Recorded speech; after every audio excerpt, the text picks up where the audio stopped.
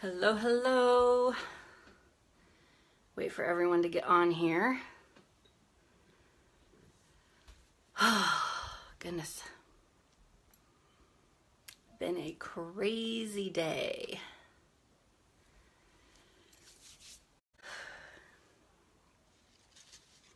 Give you just a couple of minutes.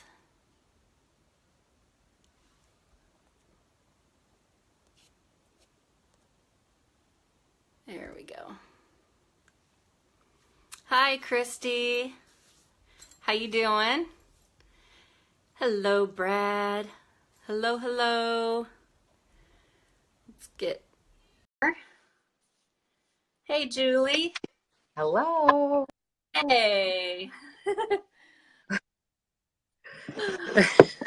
Hi, Oh Dean. my. Hi, Brian.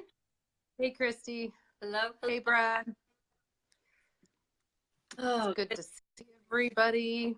yes. It has been quite a day Yeah. trying to get on here. Quite the crazy day, crazy day. I can't even imagine. Hey, Jana. Hey, Brad. Okay.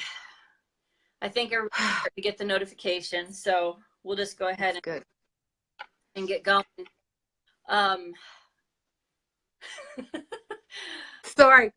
I'm like laughing because I heard a reminder come up on my phone and I actually thought it was you going live. And I was brushing my teeth because you have to do that before your camera. And I was like running with toothpaste in my mouth. Sorry.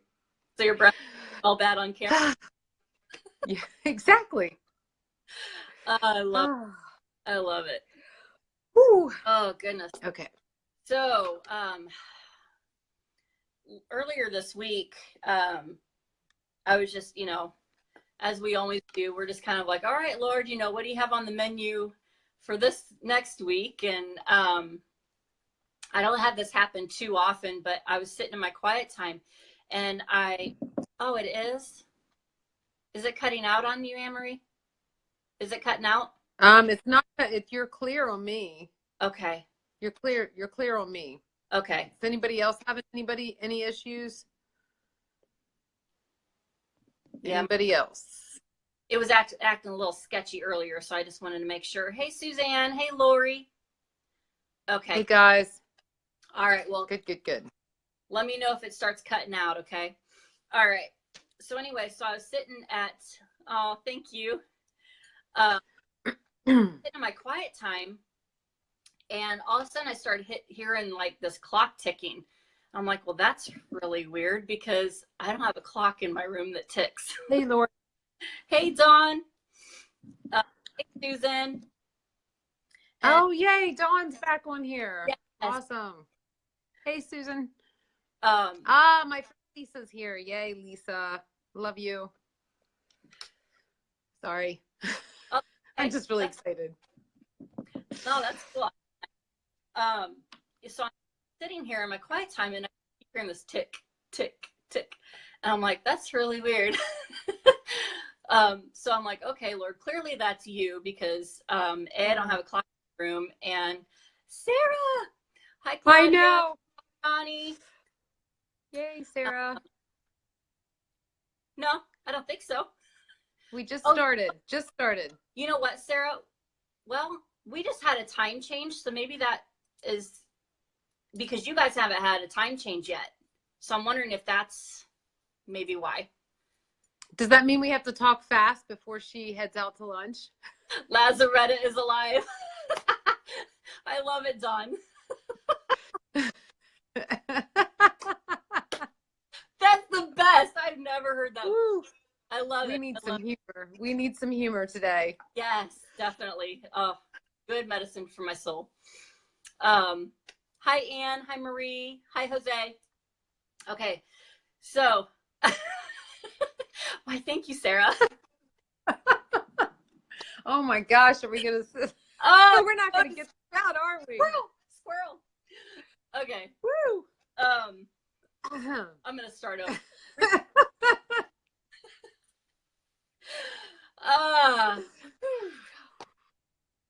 We're not. Deep breath.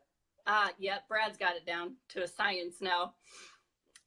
That's not unspiritual. No. We love you, Sarah. You're hot too. Yeah. We're a hot mess for Jesus. Sure. Okay, so I'm going to rewind. So earlier this week, I was sitting in my time, and oh my gosh, I've just got the giggles. I can't help it. Okay. Sorry.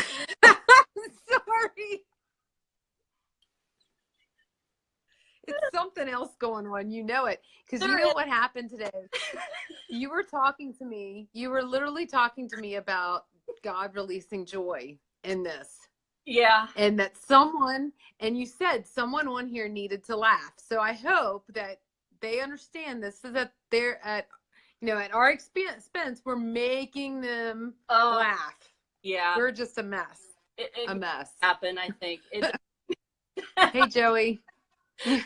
I love it. Like, stomach hurts. Like that. Yay, Suzanne. Out of shape I am, but oh well. Anyway. Okay. Take 3. Deep breath. Take 3. Okay. So quiet time this week.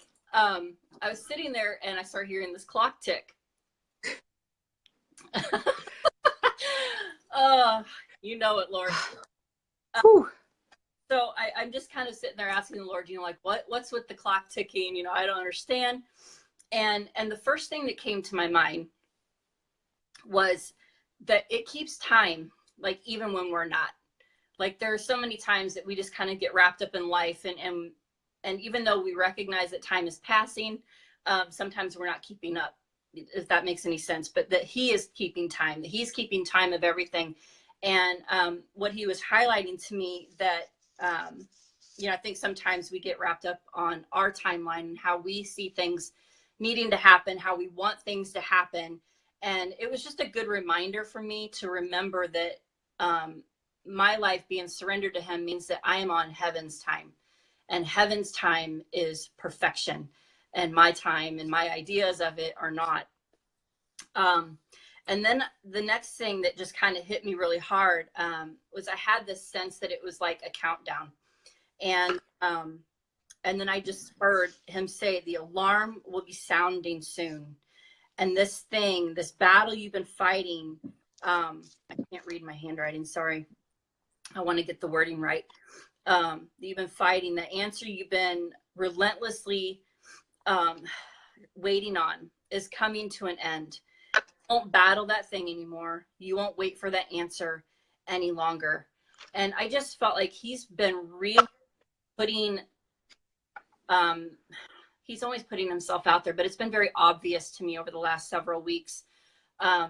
He just keeps coming in. He just keeps hitting me with like all these confirmations of what He's doing. And He's really just been highlighting to me all of the intricate details of my life, and to those that I know, like all these little tiny things. I am literally like seeing His fingerprints on that. And as He showed me this, I kept hearing the word alignment. And, all year last year, I kept seeing, we talk about like seeing certain numbers all the time. Well, last year, and probably all the way up through January, I kept seeing the numbers 1, 2, 3, 4, just randomly, whether it was a clock or a license plate, just wherever, I would just see 1, 2, 3, 4. And I would see those and I'm like, oh, I love that, because I just always called those like my little heavenly winks. Just like, hey, I'm thinking about you. I'm thinking about you too, just kind of those little heavenly whispers, but lately, probably since about mid-February, so I hadn't been seeing that very often. And I didn't think anything of it really, but then I noticed when I did see it, even though it was not as frequent, I literally was feeling like a movement with it. So that alignment, I was feeling like a literal movement and an alignment happening with that. And with that alignment, I started asking the Lord about it. I'm like, because I've never felt that before. I've never experienced that before. And I just really felt Him say that this alignment is bringing about a great awakening. And yes, I had briefly mentioned last week, you know, I just kept hearing that marching forth. You know, we've got just a couple of weeks left in the month of March. But I really felt like this marching forth, this alignment was bringing about a great awakening of the church as a whole, yes, but also just individually. We have all been kind of walking our own paths through this, you know, desert season, so to speak. And I just felt like, you know, this whole awakening is happening, and we're all just kind of coming into this like, wow, okay, yeah, this is where we were supposed to be all along. And right. Our generations before, I feel like we're all just kind of like, oh yeah, how did we not see this, you know, 100 years ago, 50 years ago? You know, now it's just like right there. And I think you had something to add to that. Well, and I have like, you know, a couple different directions to go from, because he really kind of took me from one end of things to another. And if anyone else has been experiencing, you know, what Amy was talking about, you know, give us a thumbs up, let us know, because we've just kind of felt like every time we turn around, you know, we are getting winks from God, but we're also coming up against stuff that's showing us the opposite. And it just feels like it's trying to hold us back from this awakening that's beginning to happen. You know, I want to start, I think, by talking about, you know, what he told me in my first little bit of quiet time, where God said to me, he said, check for life again where you once thought something had died. Whether for somebody else, they're thinking about ministry, gifting, relationships, whatever it is. I mean, if I look back to like my marriage and you think something is dying and then there is life again. Hey, Deidre, thank you for jumping on. There's actually life buried deep beneath the surface. It's waiting to be uncovered. What he said was, just as a seed lays beneath the ground, dormant and seemingly dead, before it begins to sprout above the ground, it is drinking of my living water and beginning to stir. Imagine a physician returning to a patient declared dead to hear life beating, so faint it was nearly undetected. Before you are birthed from your mother's womb, you are silenced by all that buffers your sound, the fluid, the walls, keeping your sound from being heard by the world you are about to enter into. And I know we've talked about a lot of birthing, but when he gave me that, I was just like, whoa, like really, truly, your sound is muffled in there. Actually, you're completely silenced. You know, all of these instances are to remind you of the quiet that takes place before this life begins, this awakening begins. Often in the waiting, there is silence, minimal movement, if any. Overnight, a seed bursts, it opens, it sprouts. A garden lies empty, and suddenly it's filled with life. A body breathes life again as the heartbeat once again is strong. With one gasp, a baby finds its voice.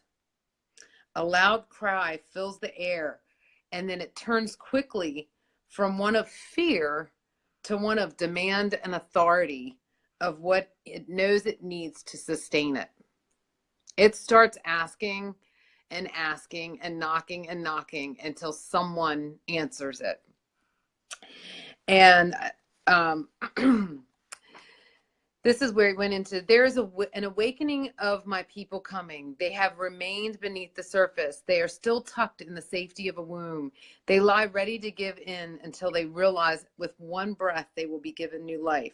The Lord says, my children shall awaken, returning to life, bursting through ground and standing upon it, claiming it as rightfully theirs. It is time to rise up and go out, awaken and stand, move. Grow above what has held you down. Be birthed into all I have for you. You are coming into the land I promised from the beginning. It just really, that kind of overwhelmed me, because in some ways I hadn't thought of those things in that same exact way before that he mentioned. You know, that we've talked about birthing before, but we didn't talk about the baby inside being silenced by everything that was holding it within, you know, a seed being below the ground and not sprouting, you know, and then suddenly there is a voice. Suddenly there's, you know, a garden filled, and kind of just brought me, you know, into that. And I was just really overwhelmed. And I thought of I can't remember if he went into this last night, my word, or if there's more in my notes from this, but I'm just trying to remember back that, like, I just thought about how often I cry out, to him, and I cry out and I cry out. And it just reminds me of, a baby that does come out and it knows exactly what it needs and wants. It's hungry. It's cold. We start to proclaim what we need from God to sustain us in this life. And truly it's him. It's just his presence. It's just his glory resting on us. So it's when we begin to realize that awakening really begins within us. And that's when we're birthed, and this awakening will begin to happen in the church, because we're all then brought together as one. So, hey, Terry, glad you could hop on. Hey, Tamika. Hey, Tamika. And Sarah. Yeah, I was thinking about that awakening, and I think it's kind of like one of those things where, how do you get from point A to point B, and the Lord just. Hey, Sylvia. Hi, Sylvia. So, he kind of just brought me, took me back through the Gospels, and the disciples, they walked under Jesus's authority, his direction and commissioning. In Matthew 10:1, he said he called his 12 disciples to him and gave them authority to drive out evil spirits and to heal every disease and sickness. And then you drop down to verse 8 and it says, heal the sick, raise the dead, cleanse those who have leprosy, drive out demons. Freely you have received and freely give. How much more do we have now that we have Holy Spirit, right? And right. This awakening is not just happening within the church, it's happening all around us. And I just felt like, there's just so much happening. And I guess I'm just hyper aware and hypersensitive to people watching. There are so many people that watch. They watch how you walk. They watch how you, carry yourself. They watch how you respond. And there's a really deep hunger and cry coming from the earth that, we as the church, as we walk forward and we're awakening to our power and our authority, I can't help but sit there and go, I just know every step that we take forward, every word that we speak is just being injected with so much power and authority right now, that it's causing things to just crumble down. One word, one prayer, one yeah, hands, things are just shifting and crumbling. Crumbling. Look at what Terry. Hey, look at what Terry said. I mean, that's what you've been saying to me all week. Yes, absolutely. Yep. Spiritual awakening is resurrected power rising from within. And Dawn is so right. Dawn is spot on when she says there's enough power present in this room to launch a holy explosion. Yeah. There was enough joyful power for sure. Yeah. For sure. Yes. They will come back and definitely be praying for you today. For sure. Yes. Yes, we will, Jose. Definitely. And I just, like I said last week's broadcast, I've just felt this shaking and this rumbling. And I just know that it's this awakening that's happening. And, yeah, and I think that I know there's more to it, but what I felt the Lord sharing with me this week was the whole, keeps bringing me back to Easter and what that represents. I was thinking about, like the disciples, what they thought, in the midst of their devastation and confusion as to why Jesus's body disappeared. And, as I was reading through the Gospels again, just refreshing my memory, I came across John chapter 20, verse 10. So the disciples went back to their homes, and I just sat there. I'm like, well, were they confused? Were they in doubt? Were they scared? I mean, did they forget that Jesus said he was going to come back to life, or did they doubt that he was going to, because only he was the one that spoke life into those bodies? He rose Lazarus from the dead. He's the one that raised the dead, the dead girl I'm probably missing a story, but anyway. Or are we going to combine Lazarus with the girl, like Dawn said? What was that name that she said? Sorry. I should stop. Yeah. But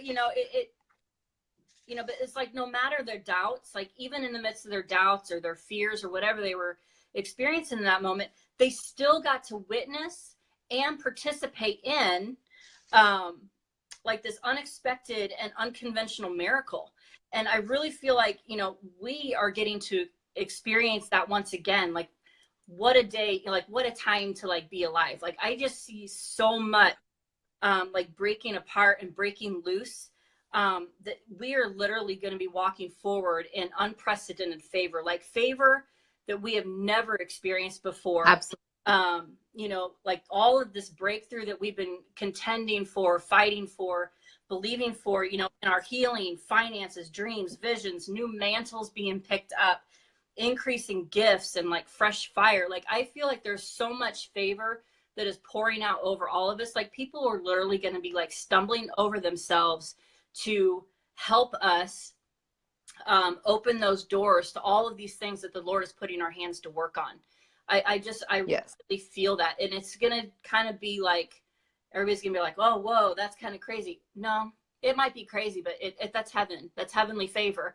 And I really just see that on us. And, and I see a lot more stuff going on, but I just really felt like, like I shared with Anne Marie, that I feel like, there are those that have just been fighting for so long that they've lost their joy. And, maybe it could be about their health. It could be, maybe it's the finances. I don't know what it is, but I really felt like there's some people that really needed to like get set free. Yes. Well, and Elaine on here said, in which way do we think, as far as the favor, I think that all rests in who you are and what your expectations are of him, what he has placed inside of you as the desires of your heart. And, that can be ever changing in our life and our growth, in our walk with him. So it's wherever you are right now and what he can be doing. And I try not to listen to every word out there, what Amy says or what I say or anybody else that's out there. We can't base what he's going to give as far as favor to each person, because it's different for everyone. And we should be listening to that direction directly from him ourselves. It's fine to listen to a corporate word. I mean, I get them, you get them. A lot of this that we're writing right here is what we hear in our quiet time. That is a corporate word, but we can't tell people exactly when they're going to experience and what their season is. I often look at it as to like what I've walked through. Where do I think I am in the season? It's just like running a marathon. I mean, I don't run marathons, but if I did, you have to know where you are, what leg you are in that, and what, how you're feeling and how much further you have to go. And I think many of us have a great sense as to what that is. But then again, I think Terry's right up here where Terry is saying, I want to find it. Terry, by the way, that awakening too is the grave clothes coming off. That was in our word from last week. Absolutely.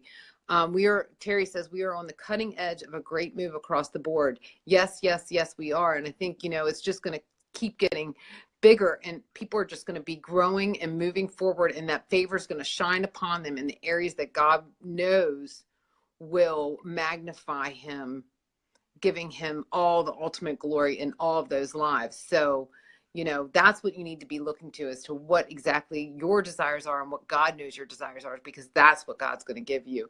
And I love what Dawn's saying. There's joy present. The joy of the Lord produces strength. And yes, it does. I'm feeling strong right now, Dawn. It's been a heck of a week. Yeah. And, I'm over it. I am over it. Yay, Susan. I'm glad you're getting your joy back. Can I, as you were talking, yes. Yes. I just wanted to add to that, with the prophetic words and the corporate words that come out, it's okay to read those and grasp a hold of those, but then you need to take those and you need to go back to your quiet time, your one-on-one with the Lord, and ask him what in that corporate word for you now, like what Anne Marie was saying about the timing and your place and position. And you absolutely cannot look to anybody else around you, because this is your path. This is your, your journey. And if you start looking to the left and to the right and like doing the whole comparison thing and wondering, well, why is this person here and I'm here? Why is this person here and I'm here? That the whole comparison thing, it's not what the Lord has for you. Because he has created you as an individual. He has a very specific purpose and plan over your life, as unique as your fingerprint. And if you can't look at anybody else's fingerprint and go, oh, I want that. You know, there you can see aspects of things that you may want to grasp a hold of, but those are the things that you need to take to the Lord and say, what do you have for me? Right. And, you know, ask him to show you, and he will. I promise you he will. You ask him, you seek, and you will find. Okay. So just take that. And I think the ones that, you know, when you don't do that, and you just grab a hold of 100% of this corporate word because it sounds good and this is what you want, but maybe it's not aligned with the place that you're at right now in the season, then that just sets you up for disappointment because you haven't asked the Lord to confirm it for you. With every word that comes forth, you have to ask him for confirmation. Amen. I promise you more than one confirmation for that. Okay, I just wanted to clarify. Totally got it. I love, Terry, you have some of the best, like, I just love how you just like put it out there point blank, our own uniqueness being recognized. Absolutely. We need to stay in our lane. That's where we can run the best race set before us as individuals. Absolutely. So, you know, what I was going to say was, and, you know, it was kind of good that you went on because I actually then had a vision of what this meant to me that he had given me in, you know, he had started with Isaiah 66:19, which is all about, you know, but I will spare some of them and send them to nations and to distant lands that have not yet heard of my fame or seen my greatness and power. And it goes on, you know, we know that that's what he's going to do. We know that that's part of the awakening. We know that that's all of us coming together. But the vision that he just gave me was like an earthquake. I'm sorry, a volcano, that one. A volcano when it's like, you know, it's going to erupt and, you know, the ground starts shaking and everybody's saying there's a shifting, there's a shaking, there's all of these things. And there absolutely is. But one of the things that is telltale for me that it is time and it is going to be one of the most massive awakenings that has ever happened. It is going to be literally earth changing is when we get to Jeremiah 18:12, I believe it is. Bear with me while I try to pull it up here.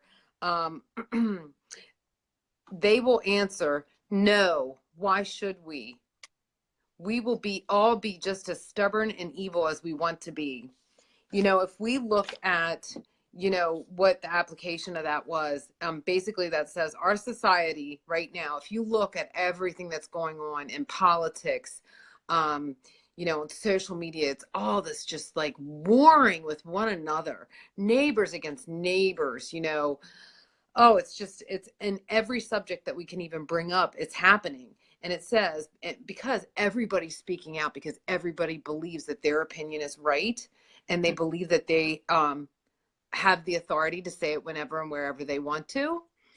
And I could go on, but it basically says our society right now admires assertiveness. It admires independence and defiance of authority. In a relationship with God, these qualities become stubbornness, self-importance, and refusal to listen to change. And left unchecked, even those that are, you know, believers and within a walk with the Lord, you know, unchecked, it you know, causes hostility to grow. Yeah. And then the hostility is not even with other people, then it becomes against God, you know. So all of this is going on, you know, and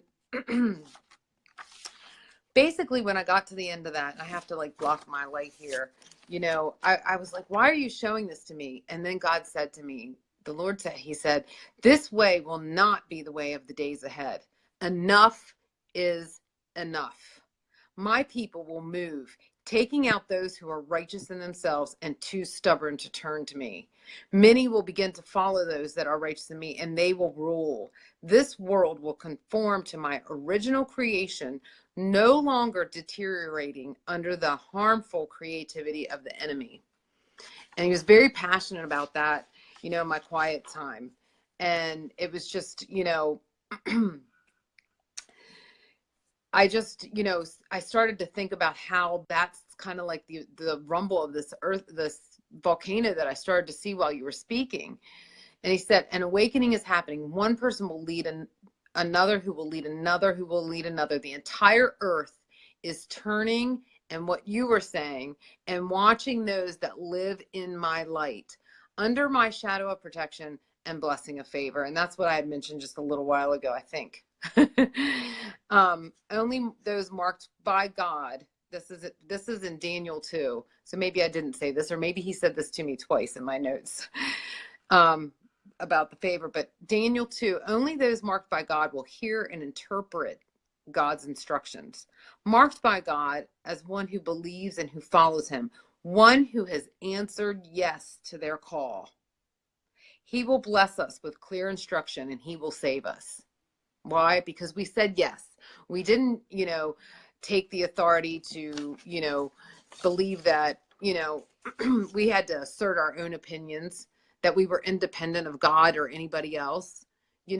We said yes to his call to do his job. And that's what I just feel like, he's really calling us in, and he's tired of what's going on. Yeah. But that's the shaking and the rumbling, and that's when we're going to see this awakening happen. I mean, it just, to me, it's the boiling pot. Yeah. Sorry. No, Woo! No, that's awesome. It lines up with that. I've seen it in myself, and I've seen it with a lot of people that I'm surrounded with, just this holy discontentment with the status right. quo, with the way things have been going.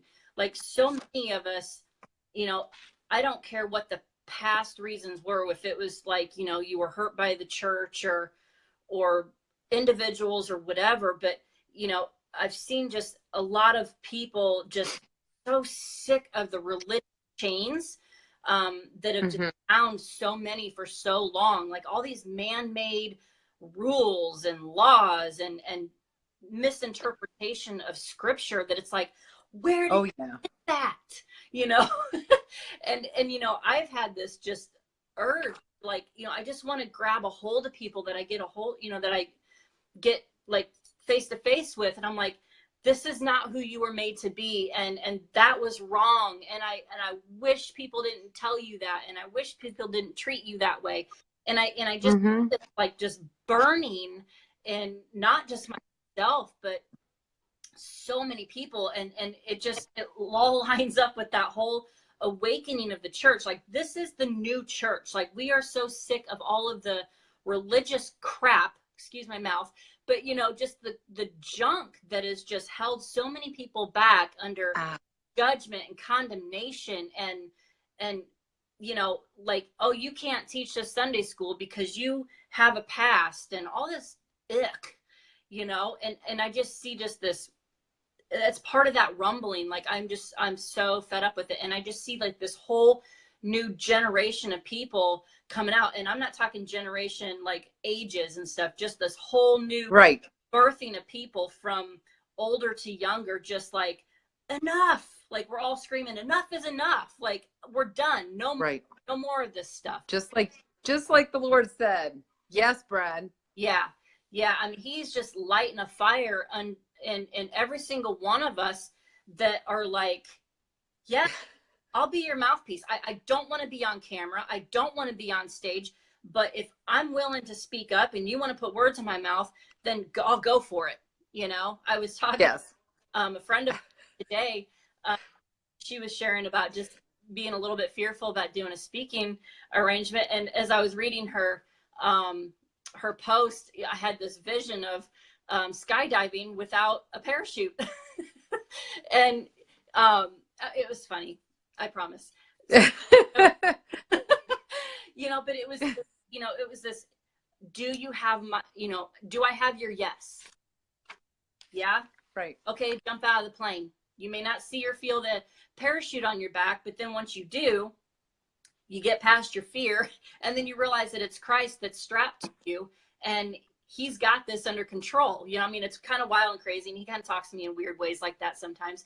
But, like, well, you're not afraid of speaking anymore, are you? Now you had to like see that vision. Yeah. But it's that, he's going to be putting his fire and all of the things, these mantles on the most unlikely people.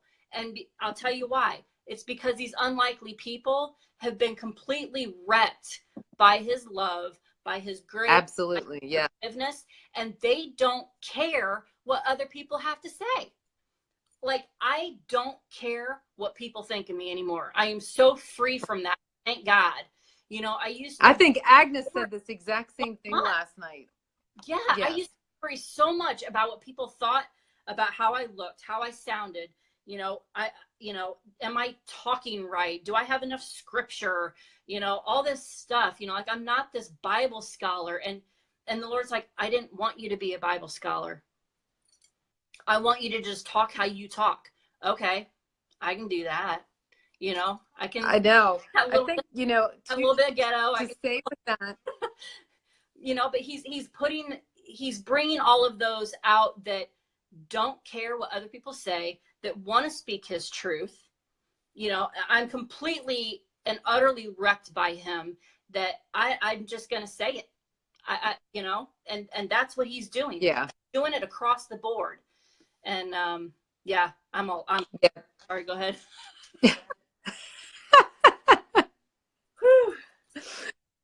Whew, and Dawn is just cracking up on here. She's definitely the strength, the joy, the strength, and all that good stuff. No, I'm with you. We talk about, us hopping on here, and this is totally not anything I would ever do. This is so difficult. I mean, how many times, almost every single week, except for the week that we were legit sickness in both families, or we had, something, really big happen. We've come on here, but I will tell everybody here, 1 out of every 5 times, maybe, are we like, okay, we're getting, maybe 1 out of every 10. We're like, okay, we're getting on. Like, we've got some notes and it'll be fine, whatever. Usually it's like, like I'm crying out to God, like the last 2 nights, like, you need to download more to me instead of these little nuggets. Like, I need something so big, or we have days like today that are just chaotic, and it just seems like everything is coming against it, but we still pursue getting on here because we're pursuing what he has laid out before us. Yeah. And if we don't grasp hold of this, we can't grasp hold of the blessings and favor. We just cannot. It's not going to happen. Yeah. Every time he tells you to do something, I don't care if it's something small, like go pray for this person, or write down what I'm telling you to write, or share this scripture that meant something to you, or do a live broadcast. It doesn't matter.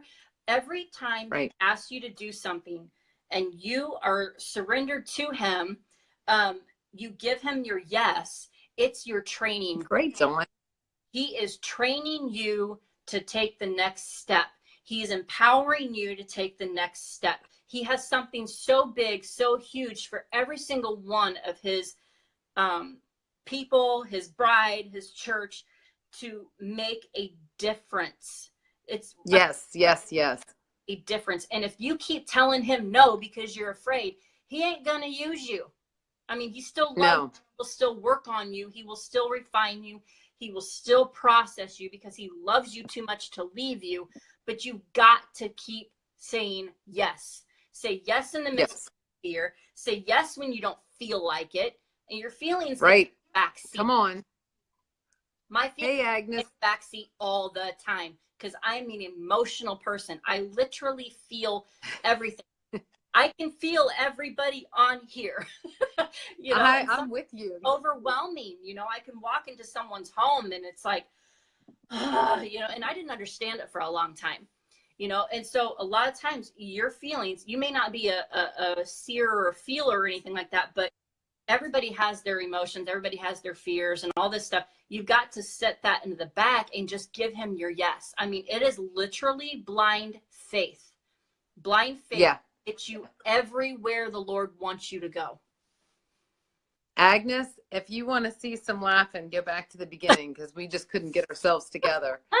I have to address this with Dawn. You know what, Dawn? Yes, I do. Sometimes I just sit there and I tell God exactly what I need and what I want, you know, but I do it respectfully. I'm just like, you're putting this desire in me. You're making me want more of you. You're making me, you know, come to you begging and pleading more. And I'm not doing it because I'm like selfish, give it all to me. But I'm just like, I cannot get enough. I really, really cannot.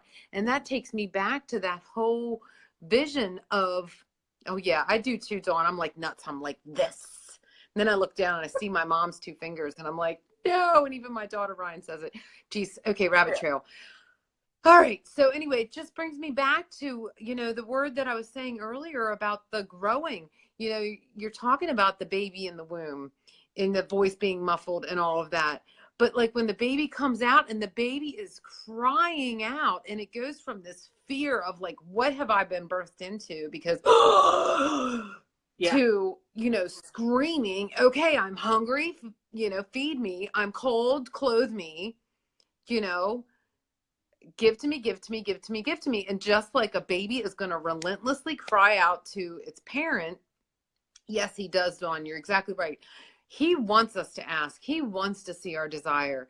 And that's how I go into, you know, my worships these days. I am just like, I want more. I want more. I want more. I want more. And I might sound like that baby that's crying. And what's so funny, you know, it's like my daughter Ryan, when she was born, she shrieked from the beginning and I could always hear what she needed. And now from the time she could speak till now, it was mama, mama, mama, mama, mama. And that's what she still says at 13, 14 years old. I'm 14 and a half. Mama, mama, mama, mama. And yes, Dawn, you don't even want to hear Amy's story. That might be a private message later. Oh. And no, she was not wet. She did not need a change of pants. But oh. The attack, so I don't know. Relentless. I'll just say that. That's right. That's right. I don't know. Is now the time to share that other word that I was given last night, or do you have something you want to throw in there, or, you know?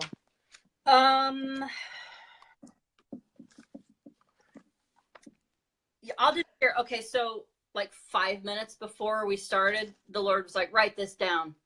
I love that because this is his broadcast. It ain't mine. You know, I don't even, it's him. So anyway,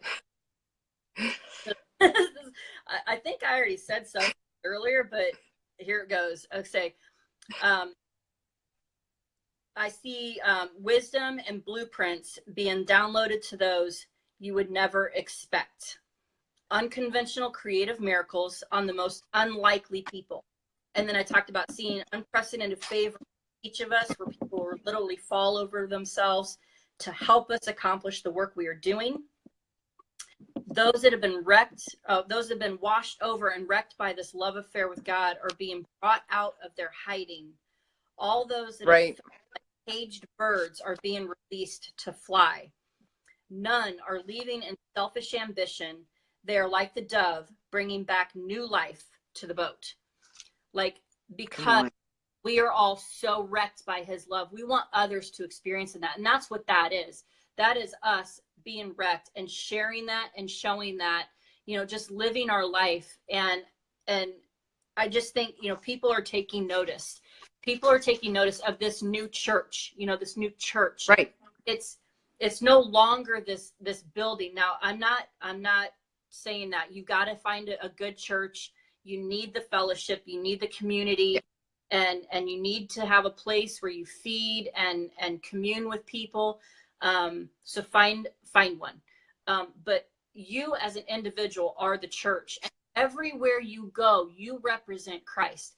And unfortunately, a lot of people like my age, we grew up with a lot of people that didn't do that very well.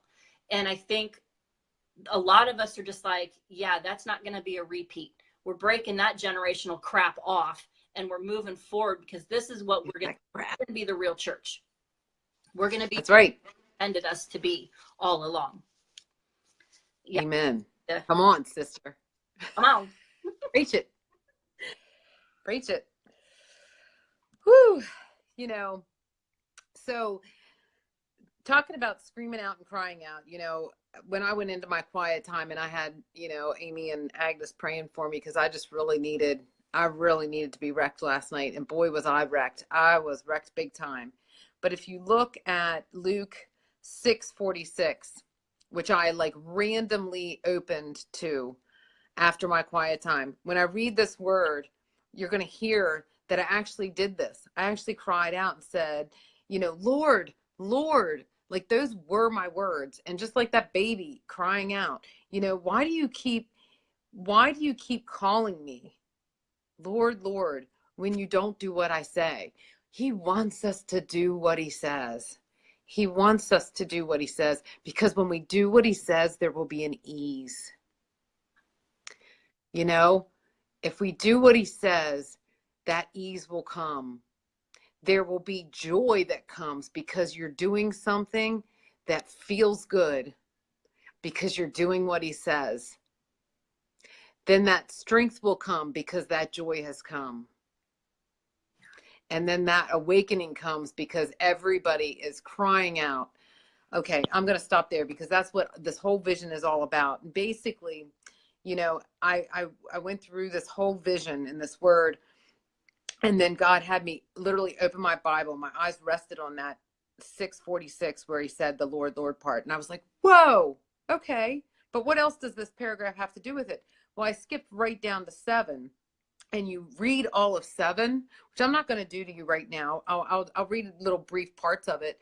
But, you know, it's exactly what he says in this. Basically, I was in a vision. I was in a city, dark, drab, tall buildings, so high that they nearly blocked most of the sky. Smog looking like a cloudy sky above. As I sat with my head down in worship, watching this vision form, I saw my feet. I was standing on a floor, a black tile floor, my sneakers white in contrast. An elevator door opened before me, and I stepped in. No one was inside. The walls were dark and plain. The elevator began. Yeah, Agnes, you're going to, wow is beyond wow. I didn't want to tell you last night because I wanted to save it for tonight, and I was praying you would be on by the time I did this. The elevator began to move upward smoothly, building an acceleration, up, up, up, and not stopping until I had gone beyond what I could imagine the building's height to be. The doors opened. Bright light beamed in before I could step out. The walls fell away. If you can just imagine, they just fell away. And before I could step out, the walls fell away. I was on a platform high above the building and the smog of the city. And it takes me a minute to get through this because my writing is so bad. The other stuff I rewrote. Sun beaming as it rose in the east, cresting a mountain in a rainbow of yellow, orange, pink, and red, gleaming so incredibly brightly. As I looked around, I noticed many others stood on identical platforms above the tips of the buildings they once occupied.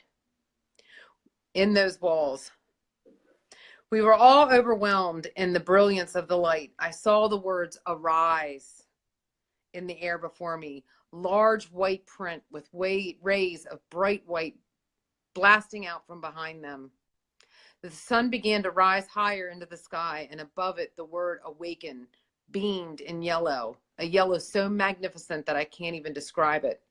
We each began to cry out, not a cry that could be understood, but a massive cry of the Spirit.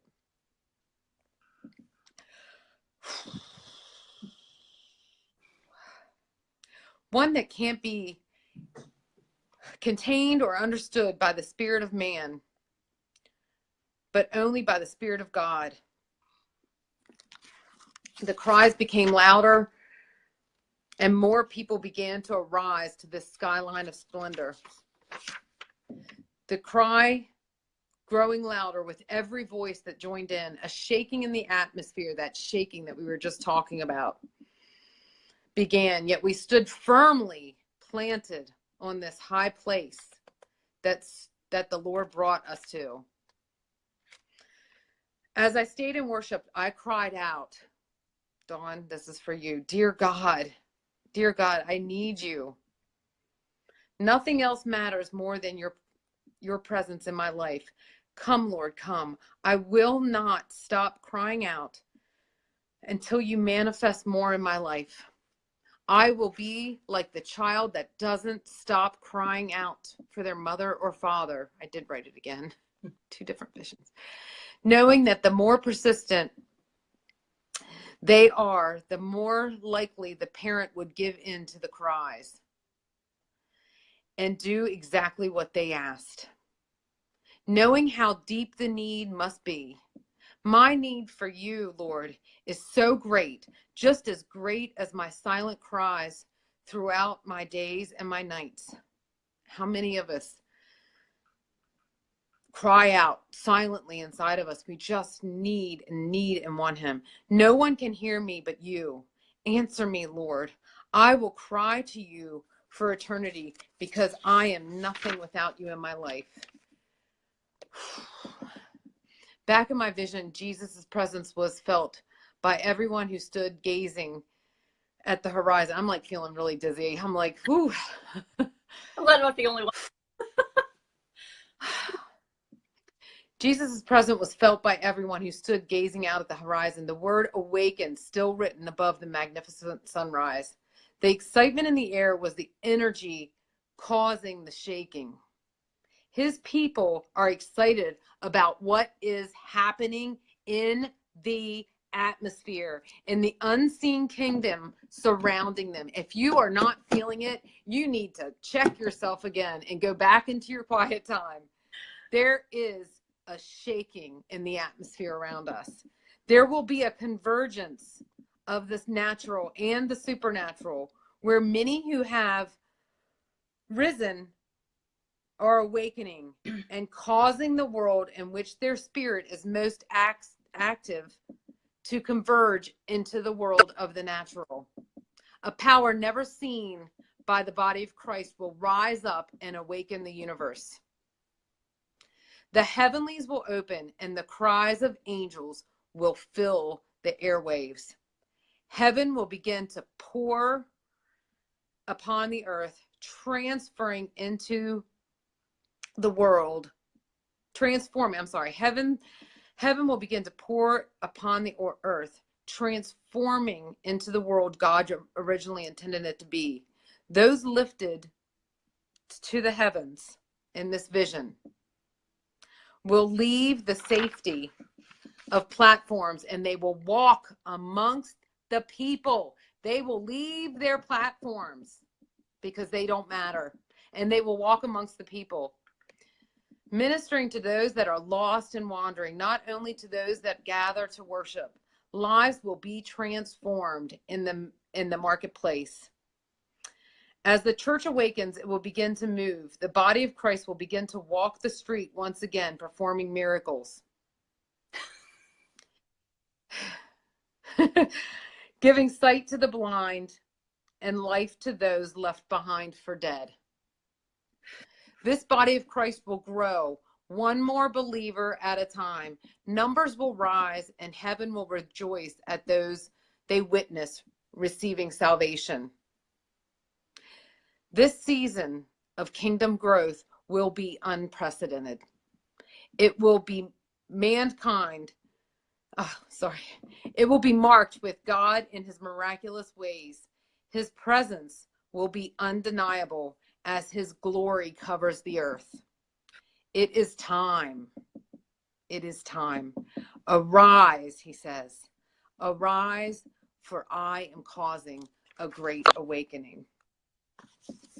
And I mean, Agnes, let's just say, to say the least, between your scope last night and this, I about fell out. I just slept so hard. I'm exhausted right now. I'm like, my hands are numb. My feet are numb. If we look at um, Luke 7. Sorry, I'm just trying to get myself together. When Jesus had finished, and I opened literally to Luke 6:46. When you keep calling me Lord, Lord, do what I say. Let's do what he says. Come on, Then I went straight down, but he says about standing foundation on solid rock. We said we stood sturdy on those platforms, raised high above the air, waiting for him to lead us into what was next. And then it goes into 7. When Jesus finished saying all this to his people, he returned.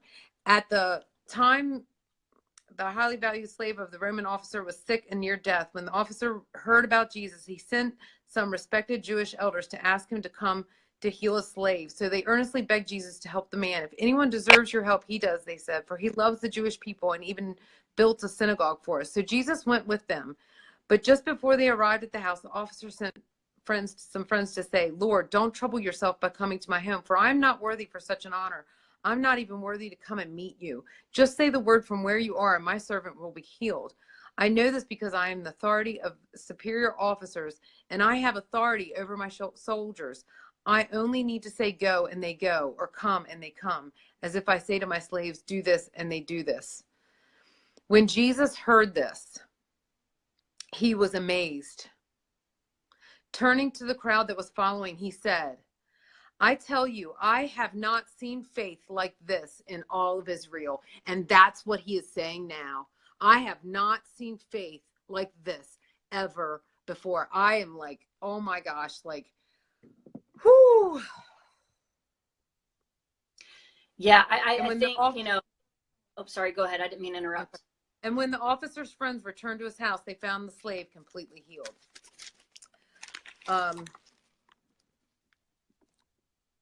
I think I'm done. It just goes in to I think I'm done, at least for now. I need to breathe. I think that Sylvia, I feel it. I'm like seriously like numb. Yeah. That's you had me read that today, and that's what stood out to me too, that as we look through our history, there have been those one or two people that kind of stand out in history as having that faith to like manifest those things that we read about in the Bible. And I really feel like this whole awakening is, he's going to unleash all of that stuff on the ones that are completely surrendered in him. Amen. and listening to him and taking that giving him that yes and taking that step forward into the unknown, because you don't care what the unknown looks like, because he told you to go there, so you're just going to go. And and I keep, the whole time you were talking, I keep seeing people that they're not seeking a platform, they're seeking the one. Who's the next person you're going to take me to, Lord? Is it that person in the fruit department at the grocery store? Do I need to go over there and talk to them? Do they need healing? And I see, again, that holy discontentment. I don't want to go sit in a conference anymore. Like I love conferences. I totally love conferences. So don't hear me wrong. Yeah. But I'm not going to be a conference hopper. I want to go to one. I want to experience that. But what are you going to do with the experience when you leave? That's what I'm getting at. You have to be the experience for everyone that you come into contact. Amen. Come on. I've heard Todd White say this a bazillion times because I love listening to the dude talk. But this time I heard him say it I think it was just this week. And his quote is, are we living our life worthy? Are we living a life worthy of the price that was paid for it? That hit me so hard. I mean, I think it wrecks me every time I hear it. But this week, it was just like, yes, that is what is going on. We finally have awakened to the actual price that was, I think we've all known for a long time, but I think the gravity of it has just hit us hard. And I want that, you know, he is just injecting us, like I was saying earlier, injecting us with that power. You know, we've been walking under an open heaven for a long time, but so many of us have not accessed it. And I think that there are certain things I was sharing with Agnes and Anne Marie earlier this week. I just really feel like there are some things that the Lord has given us, dreams, visions, or whatever, that aren't just going to just kind of fall down on us like a little rain from heaven. I really think that this is a time where you have to just reach your hand to the heavens and access that. The Lord's saying, hey, it's open, but you have to access it. Ask me for it, and, you know, reach up into heaven, grab a hold of it. Like, it's that huge. And, you know, I personally, like, it sounds crazy because it's so not my personality, because I could be kind of like a social hermit at times. I literally see, like, going to the grocery store, going to a ball game or wherever, and like people like not really falling out, because it's not about causing a scene, but like just people just coming under that heavy glory of just getting wrecked by his love. And I really feel like a lot of it is going to come from healing. Like, the Lord is going to show you or give you an impression of someone who is sick that you're sitting in the midst of, and everybody else is staring at their phones or, you know, watching, doing whatever. People are being ignored 24/7. And I just feel like the Lord is giving us all like an awakening. He's opening our eyes on a whole new level, because he wants you just need to open your ears up. Yeah. He wants, you know, you like when I was telling Amy earlier today, I was in Sam's Club, and I could beat myself up because I didn't know my reaction. But as Amy said, you know, if God wanted you to do something, like, he would have downloaded it in that moment. But it might just be, you know, sharpening your awareness to really, truly listen, you know, not just like look for these people when you're standing in line to speak to or something like that, but be listening to what people are saying, because they can just be someone, you know, talking to you, but if you're not listening to them, you're not going to hear what they need healed from or what their needs are. So I'm walking through Sam's Club, and I hear this little child saying, "Mommy, you know, you said that God does this, and that's what they told us, and God does this and this and this, but Daddy says God doesn't do this, and Daddy doesn't believe in God." And the mom is just like, "We're not going to talk about that right here." And the little girl, I mean, she must have been probably 4 or 5. And they're both walking, mom and dad, and the mom's, "We're not going to talk about this right now." And the dad's going, "That's right. I don't believe he didn't do that." And this little girl's, "Mommy, you hear him?" Like, and this went on for 10 minutes. And like, you could hear her down 2 or 3 aisles away. And I just wanted so badly, like, to have the perfect words or anything. And I said to Amy, I said, I should have just even turned and given that little girl a wink. You know, someone's listening to you. Someone's hearing you. What you're saying is true. God did do those things, and he's winking at you right now. Yeah. You know? Yeah, I think, you know, when you go into those, you're asking the Lord, you know, because I do this every time we leave the house. I'm like, "Lord, don't let me be too distracted." Now, granted, I have 4 children, and it's a little difficult at times, but I still pray, like, "Lord, don't let me miss that person. I don't want to miss that opportunity." Because like that quote with Todd White, I want my life worthy of the price that was paid. I mean, that just, when you really let it hit you, how powerful is that? And how can we walk through this life so self-involved and distracted by silly stuff when people are dying, and we have the cure, have the ability to call heaven's healing down on these people battling cancer and all kinds of stuff? And how can we walk past it? How can we just let it go? It wrecks me. It bothers me that I, you know, always want to be doing more, but the Lord hasn't quite released me. So there's that a little bit of impatience on my part. But, you know, He's getting that, he's lighting that fire. And if you quench it, he's not, you know what I mean? You can't quench it. And I don't ever want to quench it.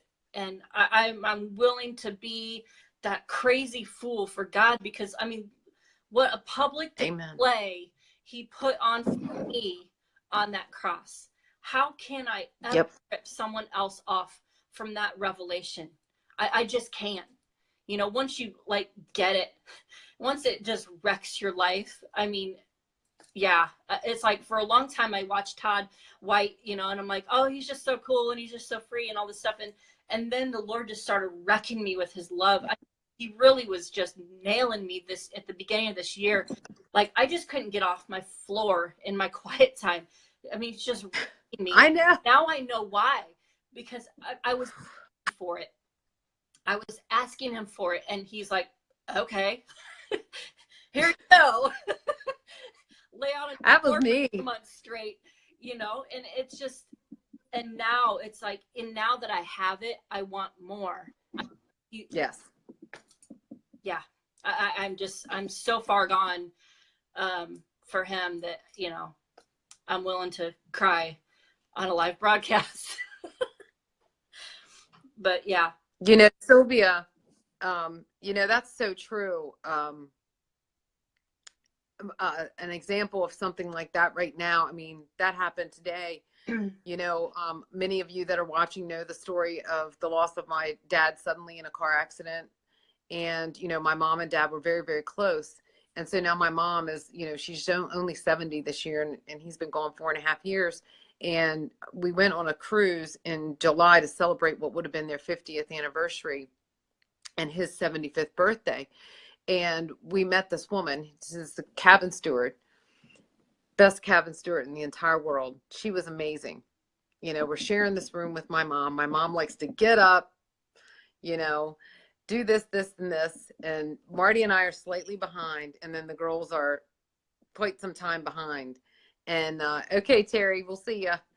And, you know, this cabin steward made such a difference to us that week, because, you know, she was making us happy. We were making her happy, because we're like, don't worry about it. We're making the bed. We want to get out of here late. We'll take care of this and that. And then when grandma was freaking out that we weren't out in time for her, you know, she was, oh, grandma, you know, take it easy. Well, grandma just got back on that same ship by herself. No one else, no group, no nothing. And the first thing that they do was, one, Ida, knowing that my mom was going to get on the ship, wanted to know her room number. So she found it, and she found my mom. They're taking selfies and they're sending them to me. You know, and this woman's not even assigned to my mom this time. You know, and then there's like 10 other people that recognize her from that ship, which is just absolutely amazing. But I also, you know, because of who she is, everything that, you know, the scripture that, you know, we base our, I don't have my bracelet on, so I can't say it perfectly. The scripture, one of the two that we've kind of based our ministry on. Do you have it on you? Yep. Let us not love with works, or let us not love with words or speech, but with actions and in truth. And that is yes. verse 18. You talk about someone who does that. I mean, this woman not only speaks, you know, in love and truth, she also, all of her actions are in it, and everybody on that ship knows it. And so, you know, here my mom then handed her that very same bracelet that Amy just read off of. And we just have to recognize people, not only the people that are hurting or need someone, but we also need to recognize those that are pouring out the love of God. Yeah. You know, I mean, now I'm sitting here going, wait a minute. Hold on. Did I mess up? Luke, what was it? Luke 6, right? Mm-hmm. Let's turn, third page I flipped to, and it said, I was like, I stopped reading, right? Yeah. Well, here it is. Because on the next page, oh my, I can't even like get myself together. Luke 7.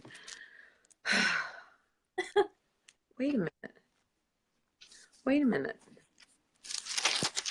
You know why I couldn't figure out what I did wrong? I flipped 2 pages. So it's still Luke 7, but it's the very end of Luke 7, 2 pages later.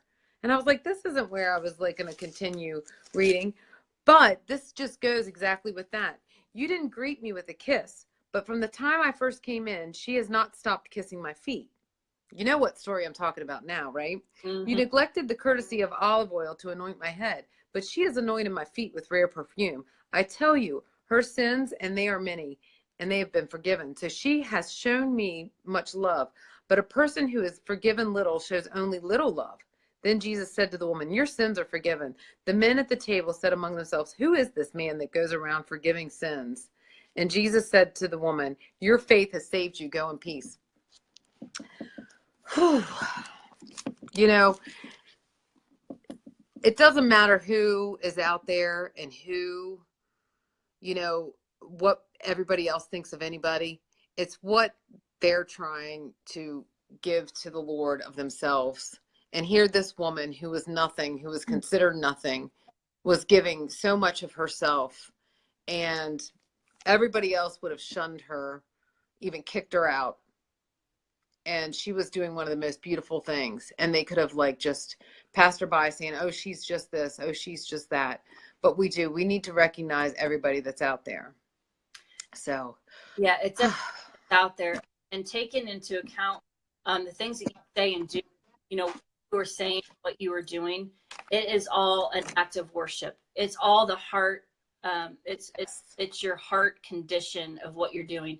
If your heart is simply to, you know, pour your Jesus by, you know, praying for someone, all this other stuff, you know, that's your yes, that's your being obedient, that's your act of worship. If you are doing it for attention or for, you know, a microphone or whatever, you know, no, not here.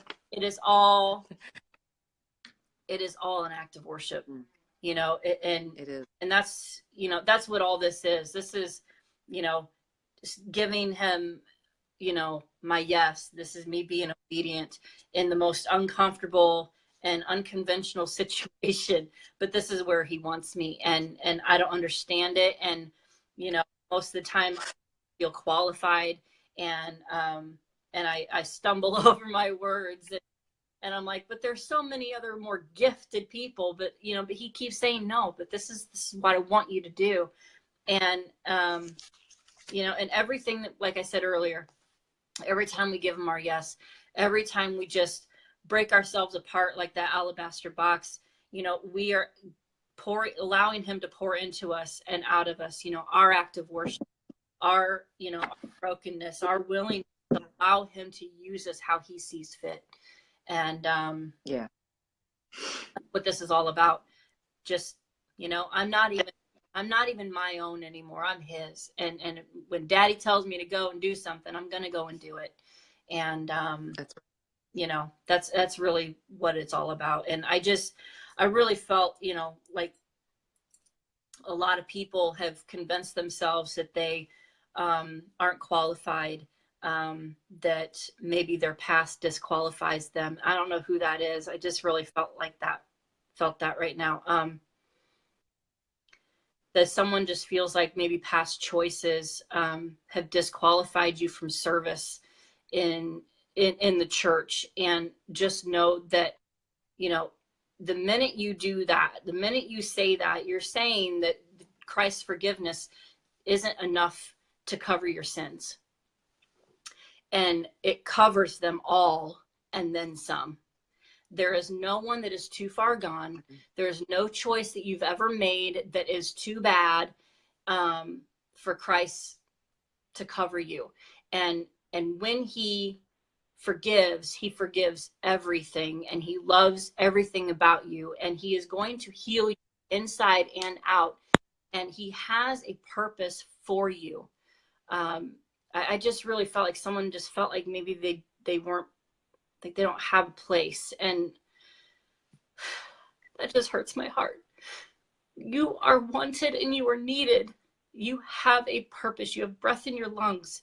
You are needed in this time. You were born for such a time as this. Rise up, rise up. Yeah. Rise up. He will raise you. He will Yeah. raise you. He will raise you and bring you up. And he will bring you into this awakening that's happening. All you have to do is say yes. I mean, people may never choose you, but God did. And I don't care what people have said to you in the past. If they don't put you here or they don't put you there for whatever their faulty reasonings are, the Lord has chosen you. And what God opens, no man can shut. Amen. So if he Amen. you doing this or doing that, I don't know what the specifics are, but when you are ready, the Lord is going to place you there no matter what anybody tries to do. They cannot block God. So when he's ready to move you, he will move you. So just trust in that. And I know there's so many hurt people out there hurting people. And, and I just, Yeah. everybody can have that vision that, the ones that lash out, the ones that try to shove down, the ones that try to displace, they are just as broken and Yes. and are just as wounded. And if you can just love and forgive them, and just just understand that they are broken, and it's not you. I took the blame. I'll just share a little bit. I took the blame for a lot of things for a long time, that for other people, the way they treated me and the way they talked to me as though they were perfect, and I wasn't, and I allowed them to just kind of push me down and push me out. And right, wrong, or indifferent, it doesn't matter. But once the Lord shifted my vision to see that, yeah, I was a mess, but to also their brokenness and go, yeah, but you love them too, and it helped me to understand, and it allowed me to be healed from those wounds, because those things are hurtful. Allowed me to be healed from those wounds, and allowed me to love them and to forgive them and understand that they too are a work in progress. If we can just look at other people as works in progress, that nobody is the final masterpiece artwork. We are all in process. And if you can just view things that way, just understand that. And yeah, I don't know who that was for, but I just really was just really hurt. So I just pray, and I think heal you from that.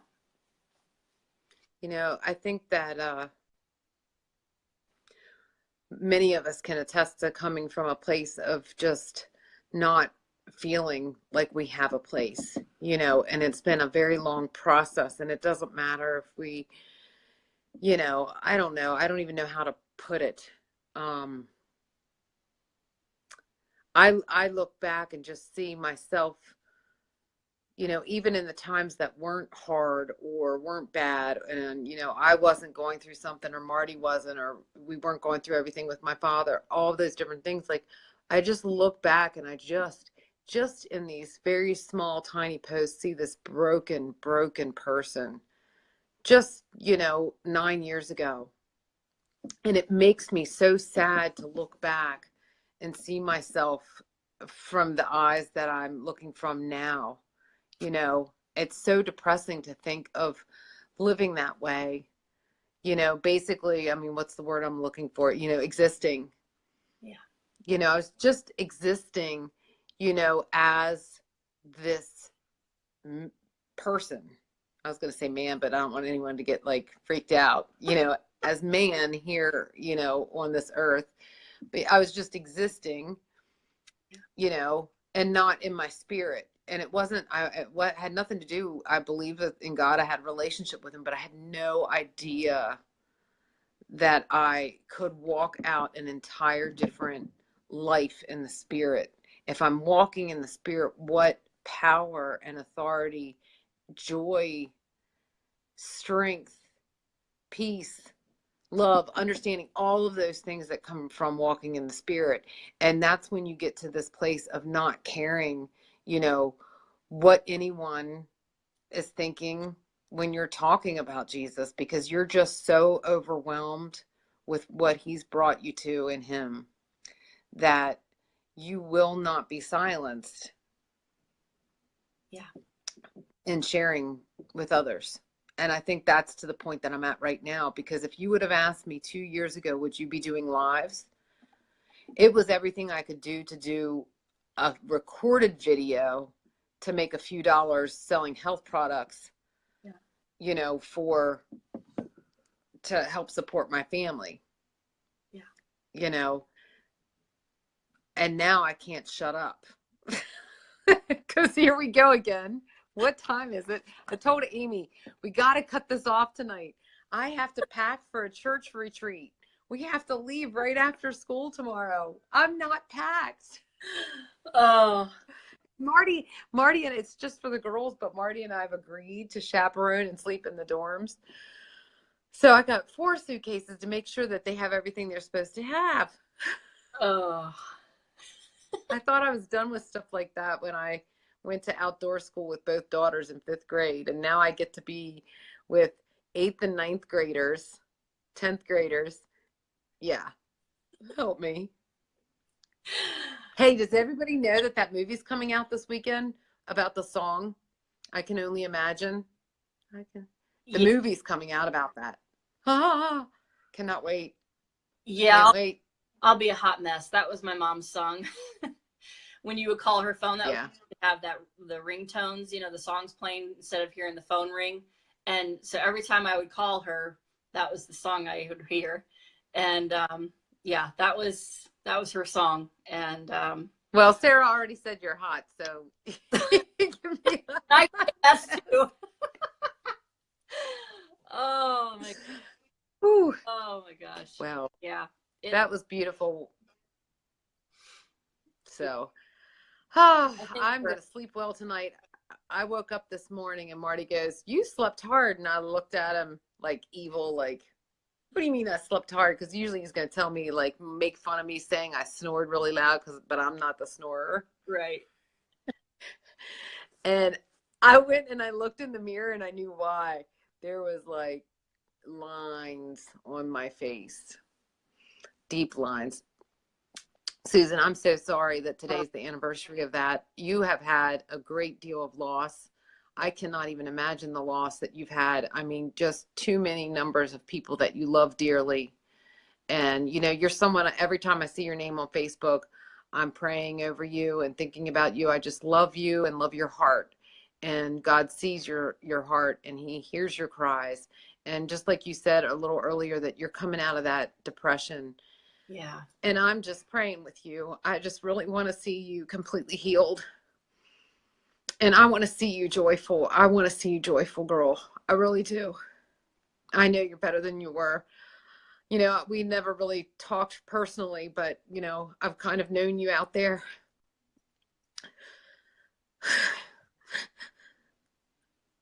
And I just see your heart and I just love you. And I will just keep praying over you.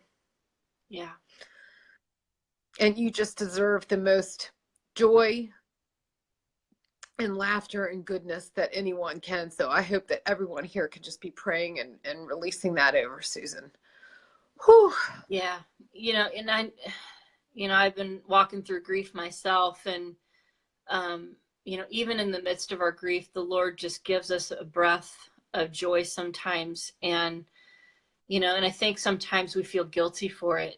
And, because you feel like, well, if I'm not thinking about it all the time right now, and I'm actually enjoying myself for this moment, that maybe I'm not, you know, that there's something wrong with me. Like, why am I so happy right now? Why do I feel so happy now? Well, that's God's gift to you. You know, he gives you that reprieve, from that brokenness of your heart. And, I just, you know, I see that coming back to you, that, you know, it's always a process. And it, you know, my mom will be in heaven. It'll be 10 years this July, and it's still a process for me, you know, and my dad, it's only been a couple of months, and it just, you know, that's crazy. I remember all that happened, sweetie. I just, oh my gosh, you know, I just, it's so hard. you know, the Lord's just been walking with you through it. And I know he's surrounded you with people, and, you know, he's bringing that peace and that healing and that joy back to you, you know, and sometimes that joy is deep, and it may not be like an outward happiness. It's just that deep peace, that that he's got you in his hand, and he's Well, walking you through that. Yeah. yeah. And, I had some trauma in March myself, not to that extent, but it was pretty devastating. But it was also a time of great victory. And I had this amazing Christian therapist that often spoke to me and said, God is the gift of exchange. So exchange your hurt for something of joy, exchange your pain, you know, for something of happiness. And so with that, knowing how hard March was, I was actually given back my marriage on 3/17. But just because it's chapter 3 of Zephaniah, and we're in the 3rd month. Just think of this, Susan. The Lord your God is with you. His power gives you victory.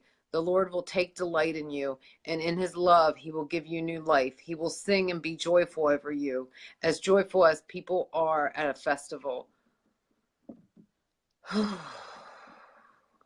And you can just go on and read the rest of that. It's just so amazing. And, he does do that, and he will keep doing that for you, Susan.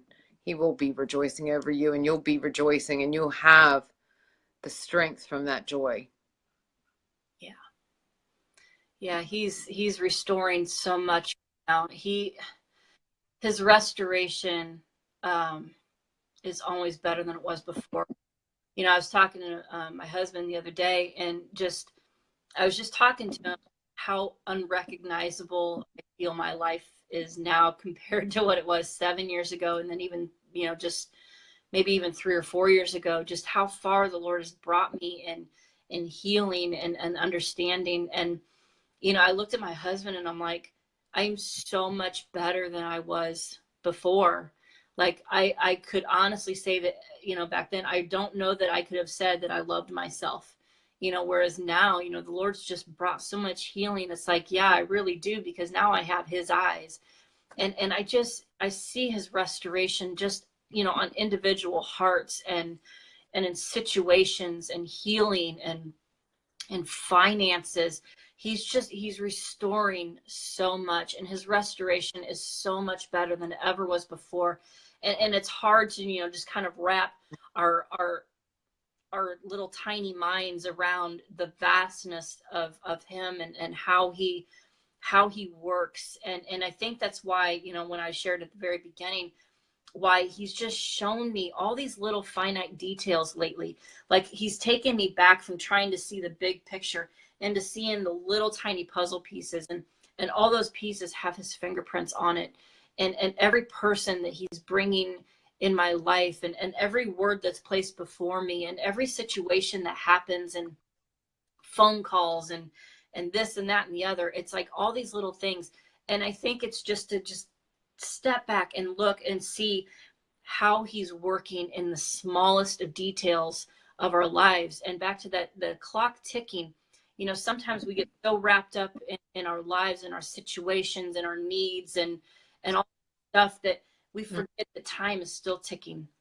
But the Lord knows, just like he knows the number of hairs on your head, including the one that just fell out, that kind of stuff. Like he has all of those details in mind, and he has all of those tears that you've cried, and not a single one of them are wasted.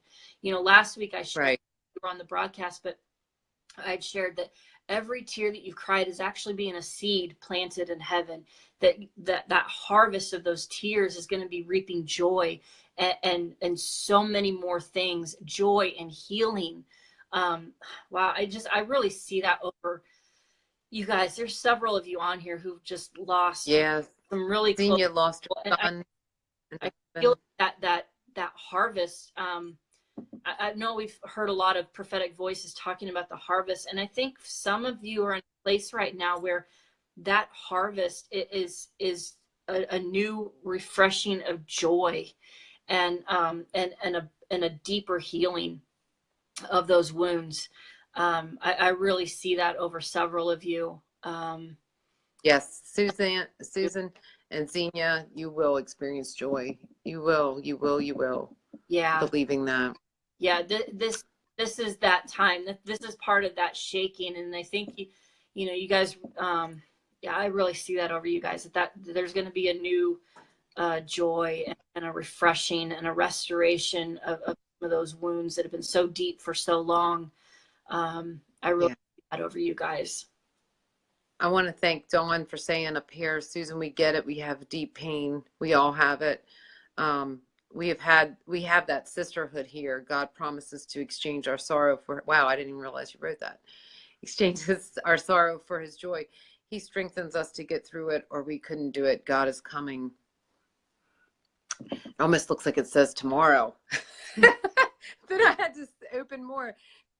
God is going to make all up to us in spades. Yes, I believe it. And I've heard it several times. We will not lose more than he gives. Abundance is ours. I mean, that's so true. Sylvia wrote up here a little bit ago, Amy, I don't know if you saw that when you were speaking about the qualified. Sylvia wrote, my God, I needed that. I received a word this weekend from 2 students from Global School Supernatural Ministry. I got so overwhelmed. God said, yes, you are qualified. The Father had already been speaking to me of words I had received. The Father said, also your wisdom and growth will come from the secret place. Yes, it will. You're so right, Sylvia. And, that's just been such a cry for me in my secret time. And my husband is watching. He is sinning right now because he's watching, and he has a daughter. I can hear them on the couch watching. They're not allowed to watch. Sorry, distraction. Thanks out there. They're going, why hasn't she come out yet? Now I forget what I was saying. What was I saying? I don't even know. I don't know. Thanks, guys. Yeah, perfect. So anyway, I'm so glad that hit you, Sylvia. It's just, we're so good. I think that's, tonight has just hit so many things. You were saying about coming out of the secret place. I just want so much when I'm there. And I was telling Amy over the past 6 weeks, probably, Anne-Marie, you please wake up in the AM and hear me saying, Dawn, you're a nut, Dawn. I can't wait to meet you in person. Oh, geez. Here we go again. Oh, whew. But I just go in. So I was telling Amy, I just, it wasn't enough. I need more. And I told her, I said, sometimes I find myself stalling or putting off going in, to my quiet time because I don't want to be disappointed. I want so much that I know he can't do it all at once, or I would just be squashed under that glory cloud that Sylvia was talking about earlier. He knows what I can take, but I just want it all. I want it all. Yeah. So, Sylvia, we'll be praying over you too. That he has given you that wisdom and everything that you need because you are qualified, and he's going to continue to qualify you in everything that he wants you to step out into. Absolutely. Yeah. It would be great, Susan, if we could all meet in person. We're going to all do that someday. Yeah. One of the things we'll get to. I don't know how, I don't know where, but sometime soon here on this earth we'll get to. Yes. Yeah. All right. Well, what? We're all fun. Yeah. And a little. Up earlier, my friend Lisa, I call her Liesel, Sound of Music, obviously. you know, I told you, Amy, this a long time ago, that your laugh is infectious, and it just reminds me of Lisa. And we used to work together in the same building, except our offices were at opposite ends. It was a very large building. And I would purposely go up and as many times as I could just to hear her laugh. I just needed to hear Lisa laugh. And, you know, I tell you, Amy carries me through plenty of days because she, as easily as she cries, and I am an easy crier. I really am. I've just always, I have actually been mocked for being emotional, you know, and a lot of that's being a crier because I'm not like an angry person. Yeah. So I've been kind of mocked because of that, but I have found someone that cries more than me. But the best thing about Amy is that she laughs and she gets me laughing, and we just laugh about the most ridiculous things. Yeah. So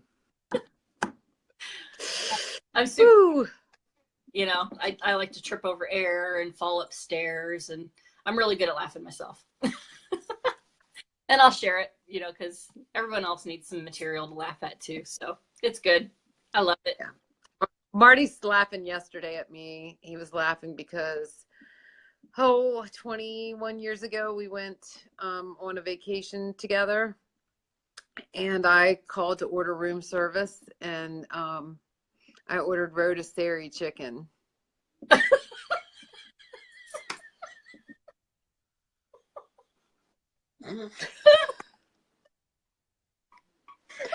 Yeah. Yeah. Here I am from Boonesboro, or as Ryan likes to call it, Boontucky. And I order rotisserie chicken, and my husband's from Annapolis, from Anne Arundel County. You know, when he comes up here, it's up home. And, you know, his wife orders rotisserie chicken. I'm almost crying. I'm so hard. Okay, I really am sorry, you guys. I got to keep you on here for a second. But, all right, there's a van, okay? So my husband's still having fun with that. There is a company. It's called H and H Well Drilling, okay? H&H Well Drilling. Well, on the back of their van, all squished together, it has all the letters. And one day we're sitting at a stoplight, and I go, Marty, because he's a plumber, I go, Marty, what is a hand well?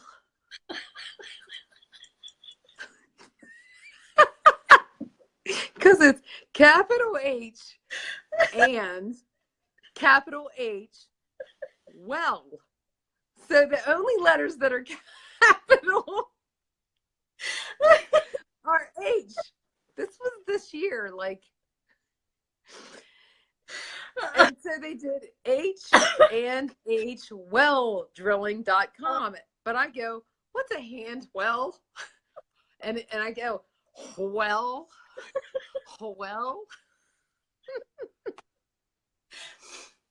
Oh, Amy, I could entertain you till the cows come home in Boontucky. Not gonna throw Mark under the bus, but Yes, you are. Oh, he's the exact same thing. Oh my gosh. Ooh, Sarah, you got to stop back on here because we're Sarah, we missed I'll you. throw But I Mark hope you'll watch. for one thing. Okay, do it. Just to help you feel better. So if you write out the name Butch, Butch.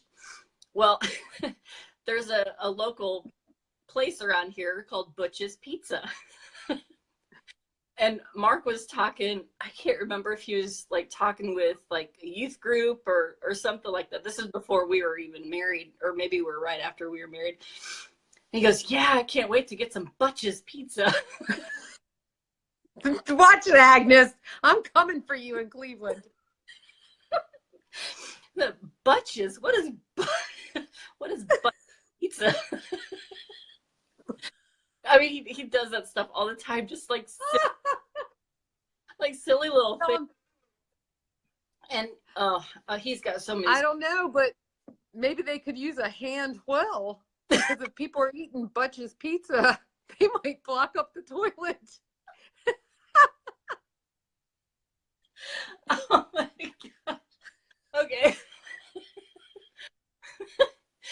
We should probably call it quits before we dig any deeper here. Everybody, you know that my husband's a plumber. We do renovations. He's number one in the number two business. It's okay if we talk about this. It's okay. Give us a little plug if you're anywhere in the 4-state area or you want us to travel to you. As long as you give us room and board along with our renovation fee, we will come to you. Up Home Renovations. Find us on Facebook. Number one in the number two business. And we'll be glad to point you to Handwell, the Handwell company. And then we'll be glad to feed you rotisserie chicken if you come over for dinner. Or Butch's Pizza. I'm never going to look at which could be the same now. Butch's Pizza. Every time I see rotisserie, I'm going to forget just what he said. Thanks, because it has lasted this entire 21 years. He has not stopped all the time. And you know how often we buy rotisserie chicken? Oh my God. Ooh, popcorn and pickles. That's right. Oh. Are we going to end now? Because I have a retreat for my church to pack for. Oh, I have 5 bags to pack because I got a packed blues basket for the kennel. Oh my gosh, this is so good. Whew. All right, we love you all. We love you all. We hope we have healed your heart, because laughter brings joy to the spirit. Now I know why we said there was going to be some joy injected in this. I didn't know it was going to be us making fools of ourselves. You know, and that's so crazy that you said that. Oh, I know. But you know, that's God. That's how it is. I love Sarah, please go back and watch it. There are parts we can't even tell you about, from the glory of God till complete laughter and silliness. I know you're a busy mama, so just have it on while you're cleaning or you're cooking. And you're gonna die.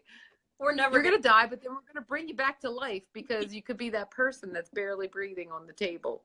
Yep. Yep. Yeah. Oh my, we love you all. Yeah, I love you guys. Thank you so much. Hopefully you guys were awesome. I love the interaction, and that's just we want for these things, you know. Just Don, I'm not going to forget that. You guys are. Thank you for understanding our sense of humor. We have very similar. Lisa, did you hear me talk about your laughter? I hope you did, because I just love you. Thanks for sticking on here with me, sister. We need to have lunch again sometime soon. Yeah, you guys. All right. Thank you guys so much. Love you. Love you.